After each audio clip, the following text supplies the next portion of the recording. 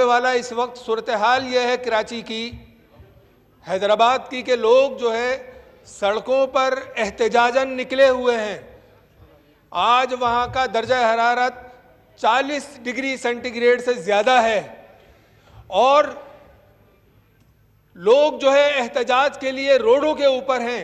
एक तरफ हम कोरोना की बात करते हैं कि स्मार्ट लॉकडाउन होना चाहिए, लोगों को घरों में रहना चाहिए, और दूसरी जानिब केई ने और हैस्को ने यह सूरत हाल पैदा करती है कि आवाम घरों पे निकलने के बजाय एहतजाजन रोडों के ऊपर, और अब जो है वो उस एहतजाज के सिलसिले में यकीनन वहाँ पर बदअमनी पैदा होना शुरू हो जाएगी। किस तरह से अवामी नुमाइंदे उन इलाकों में जाएं और आवाम को जो है उस तकलीफ से कैसे निजात दिलाएं कि ये अफरियत जो है, ये जिन जो है हमारा हैस्को और केई जो है, इसने कराची और हैदराबाद के लोगों की जीना अजीरन किया हुआ है। वफाकी वजीर से जब बात की जाती है कि आप जो है इस सिलसिले में क्या इक़दामात उठा रहे हैं, तो वो तो हाथ खड़े कर लेते हैं कि केई जो है वो प्राइवेट इदारा है। तो जनाब, प्राइवेट इदारा है तो मेरा ख्याल ये है कि हर चीज़ को प्राइवेट करने के बाद जो है आवाम को ऐसे ही छोड़ दिया जाए। सूरत हाल ये है कि केई की वजह से ट्रांसफार्मर तबाह हैं, वहाँ पर जो है इंफ्रास्ट्रक्चर तबाह हो चुका है।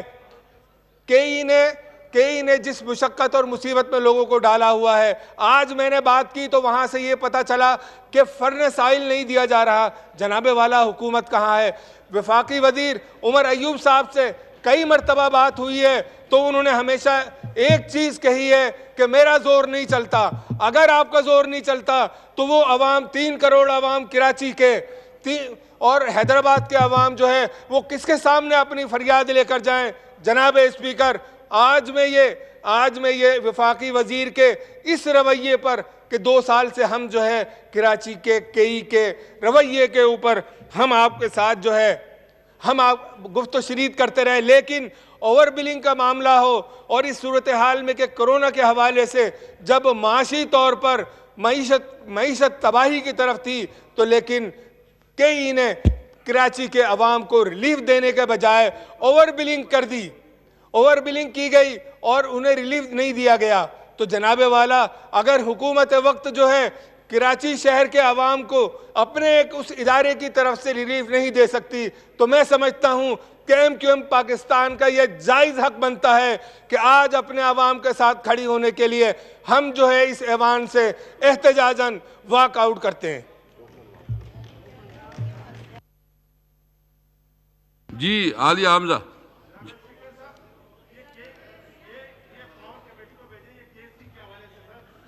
ये कमेटी को, बिल्कुल इसको हम कमेटी में भेजते हैं, ये कंसर्न कमेटी को रेफर हो जाता है। जी अमजद अली खान साहब, प्लीज। अमजद अली खान साहब। थैंक यू स्पीकर साहब। गुजारिश ये है कि फाइनेंस के, मैं ये समझता हूं कि पाकिस्तान के साथ जो जुल्म किया गया इस अरसे के दौरान, उसका खमियाजा आज हमें भुगतना पड़ रहा है। हम इनकी 40 साल की लगाई हुई आग को जो है वो बुझा रहे हैं, और वो इतना आसान काम नहीं है। कोई इदारा उठा के देख लें, कोई ऐसा इदारा उठा के देख लें जिस इदारे को ये ठीक करके गए हों और ये हमने आके ख़राब कर दिया। आज मैं PIA की बात करता हूं, मैं फ़ख्र से बात करता हूं कि PIA में हुकूमत रिफॉर्म्स लेकर आई, आज उसका जो ऑपरेशनल कॉस्ट है वो ब्रेक इवन के ऊपर आ गई है। PIA बेहतर परफॉर्म कर रहा है, और हमेशा इन लोगों ने जो है वो माफियाज को सपोर्ट किया है ताकि बड़ा माफिया जो है वो महफूज रह सके। हर महकमा उठा के देख लें, वहां पर जिस तरीके से रेवड़ियों की तरह से सियासी भर्तियां की गई हैं, आज आपके बजट के अंदर जो है पेंशन्स और तनख्वाहें एक बराबर हो चुकी हैं। वो एक इतना बड़ा बर्डन जो है वो हमारे ऊपर मौजूद है। हमें कहते हैं कि हमने क्या अचीव किया है पिछले 2 साल के अंदर, तो हमारी फॉरेन डायरेक्ट इन्वेस्टमेंट के अंदर जो है वो इजाफा हुआ, हमारी 3% एक्सपोर्ट्स के अंदर इजाफा हो रहा है। आज एक्सपोर्टर को तारीखी रिलीफ हमने दिया है। आज एक्सपोर्टर को हमने बिजली की बिल की मद के अंदर, गैस के रेट की मद के अंदर, आज हमने एक्सपोर्टर को जो इनके बने हुए रिफंड्स का जो पहाड़ था, जो एक्सपोर्टर को नहीं अदा किया जा रहा था, वो हमने अदा किया है। तो मैं ये समझता हूं कि इस वजह से पाकिस्तान की एक्सपोर्ट्स के अंदर भी जो है वो इजाफा हुआ है। और अगर आपने चाइना के मॉडल को फॉलो करना है, बांग्लादेश के मॉडल को फॉलो करना है, वियतनाम के मॉडल को फॉलो करना है, तो हमें अपनी एक्सपोर्ट्स में इजाफा करना है। और बैरून मुल्क पाकिस्तानियों का हमारे ऊपर एतमाद है, जो फॉरेन रेमिटेंसेज हैं उसके अंदर जो है वो इजाफा किया गया है। और हमें यहां से खड़े होकर ताने दिए जाते हैं कि आप जो है वो मुल्क एनडीएमए के हवाले कर दें। और भाई आपको तो खुद इस चीज का फैसला करना चाहिए, अपने दामन के ऊपर झांकना चाहिए कि आपने कौन सा एक ऐसा इदारा है जो इस मुल्क के अंदर ठीक जोड़ा है। हमें एनडीएमए का ताना देने वाले खुद जो है वो एनडीएमए की ग्रोथ लेके पैदा हुए थे। सियासत के अंदर जो है इनका अपना आगाज एनडीएमए से हुआ था, तो हमें लिहाजा जो है वो एनडीएमए के ताने न दें। हमें खूब पता है कि आपको किस किस्म का मामला जो है तंग कर रहा है। मछली पानी के बगैर जिंदा नहीं रह सकती, ये इक्तदार के बगैर जिंदा नहीं रह सकते। 40 साल इक्तदार के मजे लूटे हैं, अब अपोजिशन के अंदर इनको वही इख्तियारात जो हैं दोबारा इनको तंग करते हैं। और जो एफबीआर 26 लाख 18 लाख से 26 लाख टैक्स फाइलर्स के अंदर आपका इजाफा होता है। 17% आपके एफबीआर के टारगेट के अंदर आपकी 17% ग्रोथ थी कोरोना से पहले।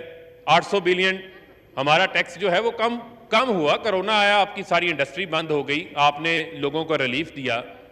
और सबसे बड़ी बात जो हमारा वजीर आजम इमरान खान साहब हैं, वो अपने किरदार से ये साबित कर रहे हैं। मुझे आप ये बताएं कि इस मुल्क ने देखा है, अल्ले तलल्ले भी देखे हैं, प्रोटोकॉल भी देखा है, और हेलीकॉप्टरों के ऊपर जो है वो बिरयानी की देगें मरी के उस घर के अंदर भी जाते देखी हैं। किस तरीके से हेलीकॉप्टर्स को जो है वो रक्षा टैक्सी की तरह इस्तेमाल किया जाता रहा। आज का वजीर आजम जो है वो अपने अखराजात को, वजीर आजम का हाउस के जो अखराजात 1 अरब 40 करोड़ रुपए से कम करता है, 62 करोड़ के अंदर करता है।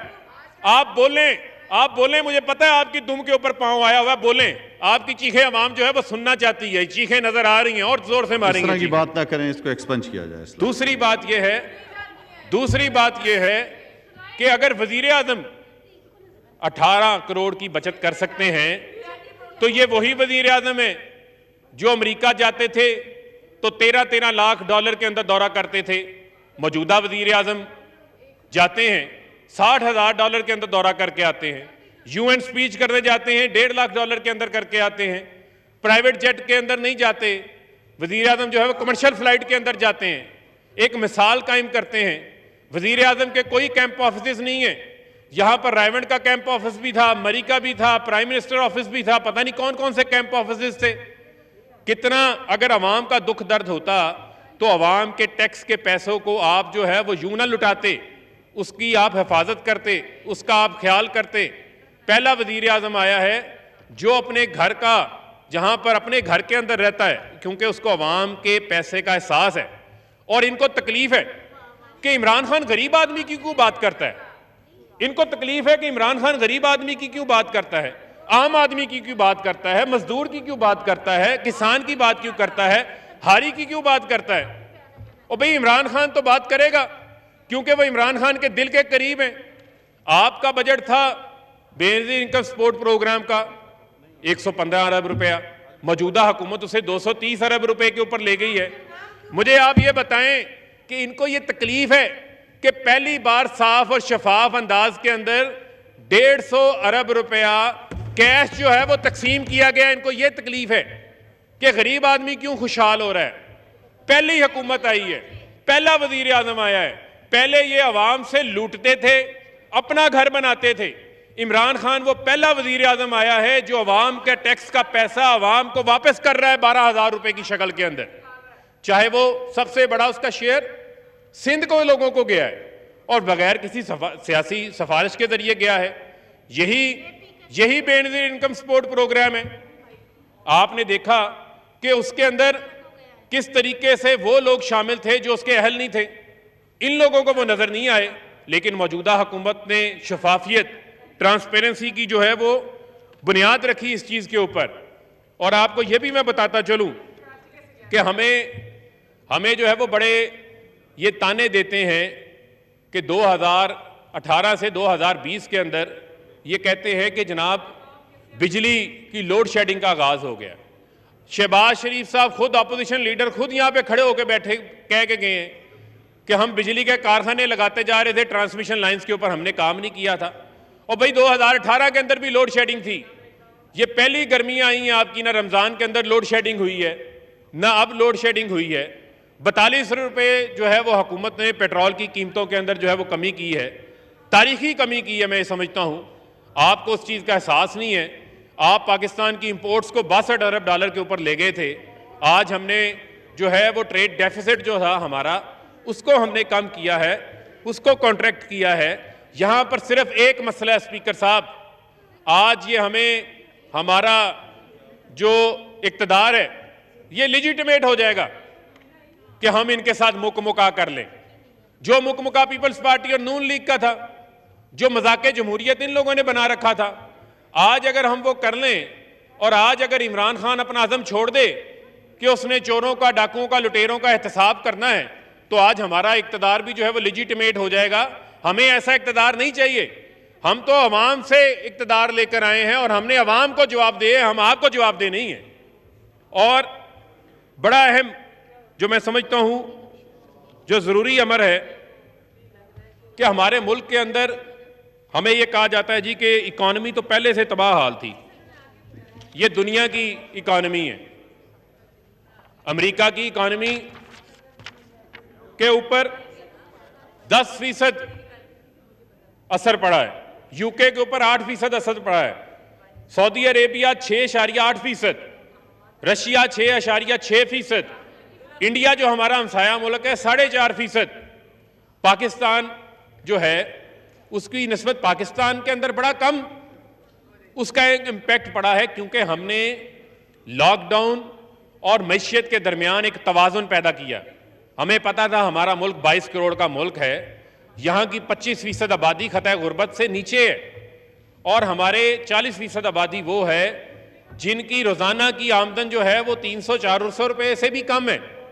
तो हाँ, इमरान खान को तो उस आम आदमी का जो है वो एहसास था, तो उसके ये समरात हैं जिसकी वजह से मैं समझता हूँ कि हमारे मुल्क के अंदर जो है वो बेहतरी आई है।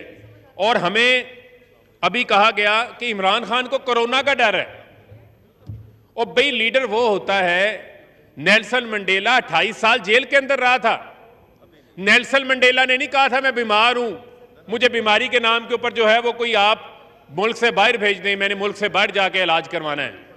इमरान खान 2 बार बीमार हुए, 2 बार मुल्क के अंदर उन्होंने इलाज करवाया अपना। आप पूछें, यहां पर अपोजिशन लीडर साहब मौजूद नहीं है,